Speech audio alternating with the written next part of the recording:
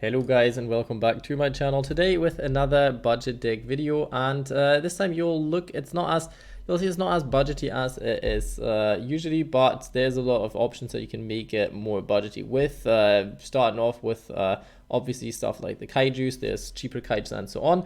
The deck price of this deck will be probably around like 50 to 100 bucks depending on what kind of options you take and so on. But this is a fairly competitive variant actually. It's more focused on the go second part of the Crusadia deck, which I think is how it's kind of supposed to play it. I don't like the Crusadia Guard Dragon comboing that much because it's mainly playing solitaire and I like breaking boards, but whoever is sticking around with my channel kind of knows that I'm usually making those kind of decks rather than making those crazy board deck combo whatever things. A lot of very monster heavy decks, so that can be quite problematic. But you see already in the side deck there's a lot of cards to actually swap in and make this deck a little bit better. Starting off with the deck is 5 Kaijus. You don't really have to run these Kaijus if they're too expensive. You can run other ones, but the more attack value the Kaijus have, the more attack values your monster will have when you summon them to the zones, because you can obviously put them to each zone that you like want to from your opponent, so that's pretty nice. You run double World Legacy Crown. You could run triple, but you don't really want to start with double in hand because it's quite important that you special summon monsters and you can only summon them once per turn. So you actually don't want to break with that. And this deck has a potential to break. It's actually fairly consistent with starting with 6 cards in hand at the start, but still you want to utilize most stuff, and you have a lot of cards that are equally as good. So it is fine to only play them at 2 because you kind of need Crusadia monsters. So you can't just say like, oh, cut one Crusadia card and put this card in. 3 Shaddoll cards for the Shaddoll engine, basically 3 monsters: the Hedgehog, the Beast, and the Dragon. Basically, Hedgehog makes your Grista alive, and the other ones are just drawing a card, destroying a spell trap. Can be quite neat against a lot of matchups.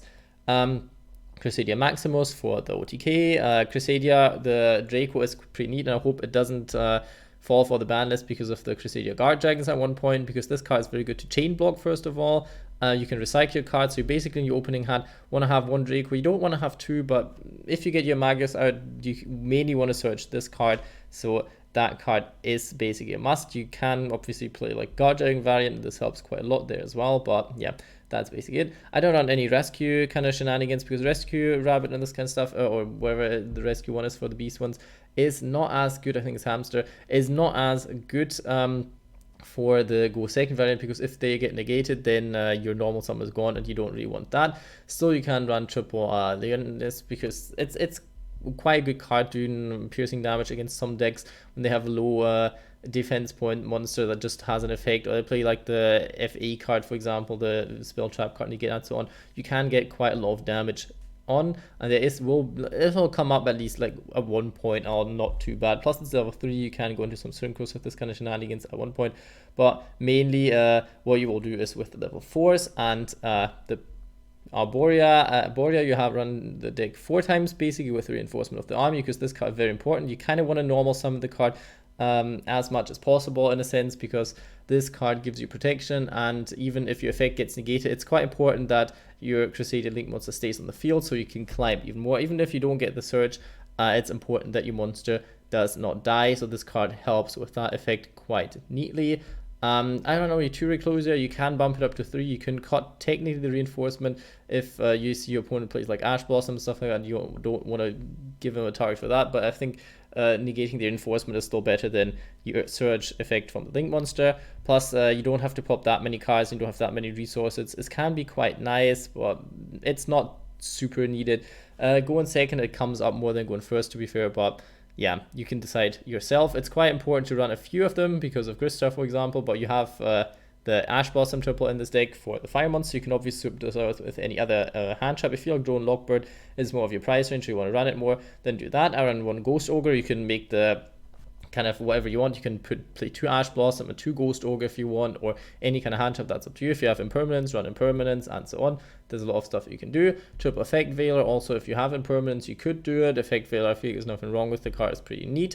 So you want to make sure that you run that kind of ratio of hand traps at least, I feel, because you do need a lot, but you also want to make sure you draw into 1 or 2 of your Crusadia monsters or other monsters that you can special summon to the zone. Then like 1 Crusadia monster at least. If your hand has no Crusadia monster at the start, that's a brick, and you basically can't really play unless you have a Shaddoll fusion. You get some things off, but that's all you can do basically.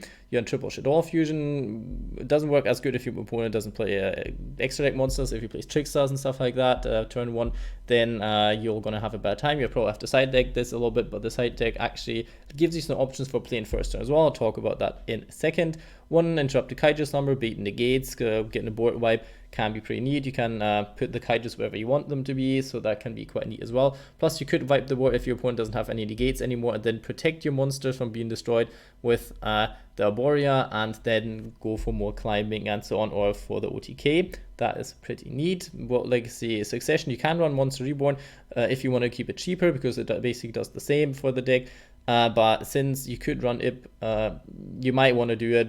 Doesn't come up too often since its synchroing isn't really the main focus of this deck, but it can come up. Then being able to search this card rather than Monster Reborn is quite nice, but for like 20 bucks this, or 25 bucks, wherever you're from, this is quite an expensive combo just for it to basically not come up as much. So you can totally cut that one. One Testament, I'm always like on the fence of like, what do you run? Double Testament or double Power. I decided to go for Power in this kind of sense. Testament is very good if you go on first turn, that's why I run in the side deck. But other than that, it's just a bait for negations, whether with Power you can basically get 2 negates here. Your monster will be negated, but still you have 2 negates out of the way then, because you can chain this and you can't chain that, because that just states that your opponent can activate cards or effects in response to the activation of your Crusadia monster this turn, but they probably already, if you chain it, they already have activated, so it doesn't work that kind of way. So you have to watch out with this, but I guess that's basic ruling. Probably all knew about that. For the extra deck, triple I had 3 Shaddoll monsters, 1 Winda, 1 Grista, 1 Construct.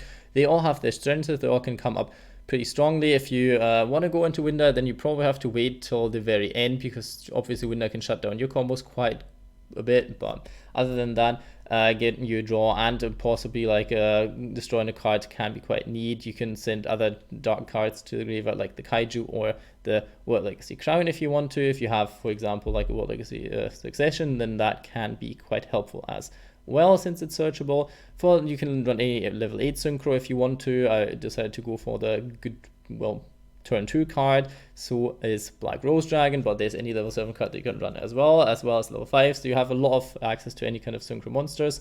One Avramax you don't have to run, you can run any other card like Topologic Bomber Dragon, for example, and so on, wherever you want. But this card has some potential with Arborea's protection and so on to be quite the boss monster to get rid of, where it's kind of hard to get rid of that one, and you can link climb pretty easy into it with Crusadia. So if you have access to the card, do it. If not, swap it out for a cheaper card. Double Echomax, because this card is your enabler. This card is good first turn, this card is good second turn, this card helps you OTK and so on. This has a negate. It's a pretty good card in total, and it works even in combination with World Crown. If your opponent doesn't play that many extra deck monsters or whatever, then that works as well. Double Regulax, if you can't finish the duel in the first turn, then you probably need 2 of this. You can search any spell trap card. Either you want to search Testament if your opponent is already out of negate, so you can draw up to like 3 or 4 cards, or you want to search Power if your opponent lets that through. If not, then it's not that important. It's probably more important for the go first variant rather than the go second variant in this kind of sense, but it can get you off some draws and stuff, so that is pretty neat. 1 Underclock Taker for the OTKs if you can't make anything, if you have to link stuff away, if you want to free up the zone and so on. You don't need to run this card, you can run anything else, but it's quite neat. 1 Sparta, if you really need to move cards and so on, you can move cards on your opponent's side of the field as well, which can be quite neat. So this has options, but you barely will go into it. It's more of a guard dragon kind of card, I feel. And the Magius, obviously, because the monster searching is important. You see a lot of monsters, you see a lot of stuff you want to search. Mainly you want to search Draco, sometimes you want to search Maximus if you really want to go for the OTK or for the protection of Arborea, but you have a lot of tools with this card. So this card, getting this card through can be quite important, so that's why you have the Power and the Testament basically in the deck, and a lot of other tools that you can chain block this card with, so that is pretty neat. Talking about the extra deck, you can put in more hand traps if you want to. I run 1 Reclusa if you wanted triple Cult by the Grave, because if you have to go first, this card plus triple Testament basically lets you always get off with your combos, because your opponent can't really do much then anyway. You could only run like double Cult by the Grave, for example, if you plan to do this.